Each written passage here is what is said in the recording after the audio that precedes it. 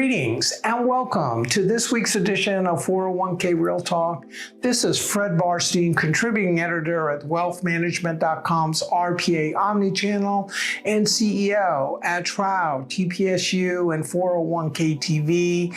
I review all of last week's stories and select the most important and interesting ones, providing open, honest, and candid discussion you will not get anywhere else. So let's get real. First story, though not officially a critic, a New York Times contributing writer, Michael Steinberger, raised issues just by the title of his recent article entitled, "Was the 401k a Mistake?" Quoting the trinity of recent detractors, New School's Teresa Geraducci, Boston College's Alicia Musnell, and BlackRock CEO Larry Fink, Steinberger describes how a little-known and understood Internal Revenue Code section was used by private companies to offload liability onto unsuspecting and unprepared employees. The results have been predictable, with some savvy, higher income workers with access to personal advisors faring better, even though the system is designed to foster equality. The question raised in the column and by critics is whether lower income workers would be better off in a federally mandated system and/or boosted Social Security program.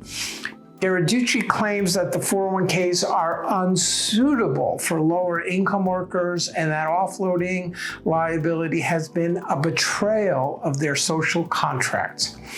The debate is especially relevant as 401k plans are expected to grow by 50% in less than a decade to almost 1 million plans, due in part to state mandates, tax credits, and PEPs. Next story, is advisor RIA succession planning a fiduciary duty?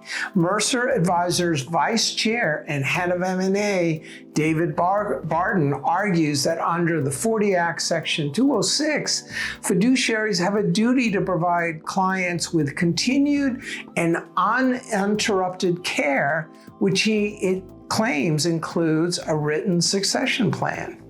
Yet just less than 30% of the RIA firms have a formal plan, while 40% are expected to retire over the next decade.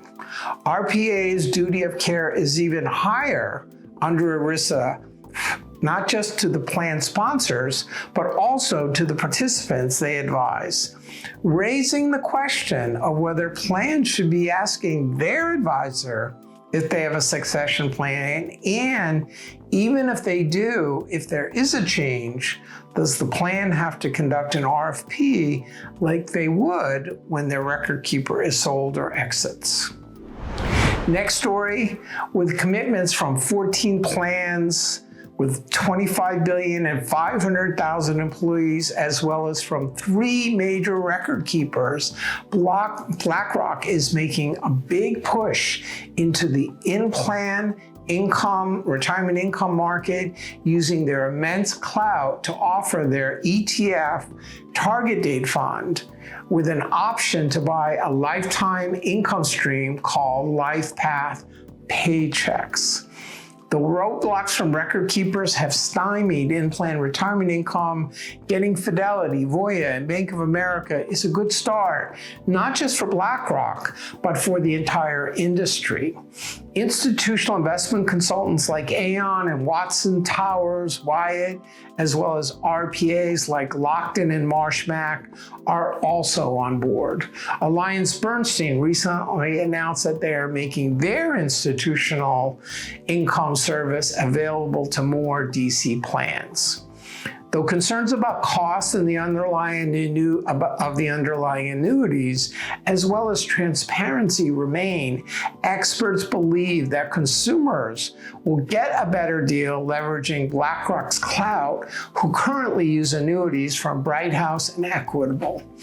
Stay tuned for more discussion at the RPA Retirement Income Roundtable in New York City, June 18th to 19th for CIOs and product managers, right before the P&I event on the subject for plan sponsors on how the industry needs to collaborate to democratize in-plan retirement income.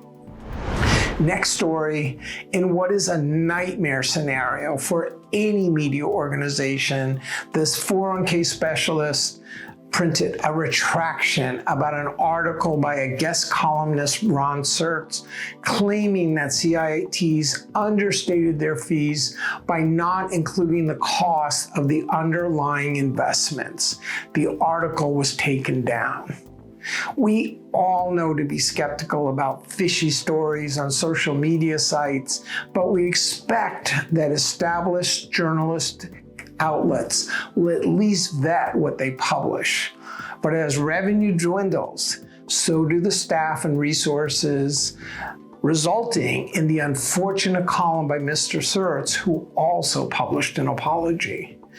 Not just hurting the credibility of 401k specialists, it hurts all of us as advisors and the industry professionals need to be careful, not just about fishy stories from thinly staffed publications, some relying increasingly on AI and less experienced writers to cut costs, but also those owned by organizations that may have other agendas than to report the news accurately and fairly without bias.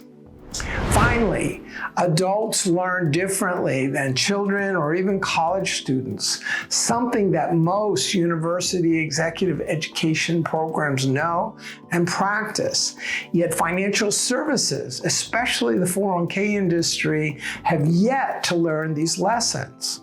Defined contribution plan sponsors and participants are uniquely challenged. The plan administrators are thrown into their roles with little to no training. Plan participants are even more challenged, having to manage their own personal pension plan, which includes how much to save, where to invest, and regularly rebalance and adjusting. Read my recent wealth management column about how the DC industry needs to completely revise the way it trains plan administrators and participants to engender more engagement and leverage the convergence of wealth, retirement, and benefits at work.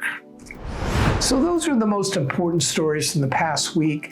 I listed a few others I thought were worth reading, covering will personalized target date funds take hold?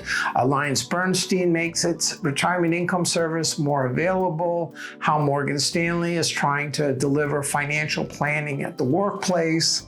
Fidelity finally opens up its small plan platform to TPAs. And Commonwealth appeals the $93 million SEC fine. Please let me know if I missed anything or if you would like to comment. Otherwise, I look forward to speaking to you next week on 401k Real Talk.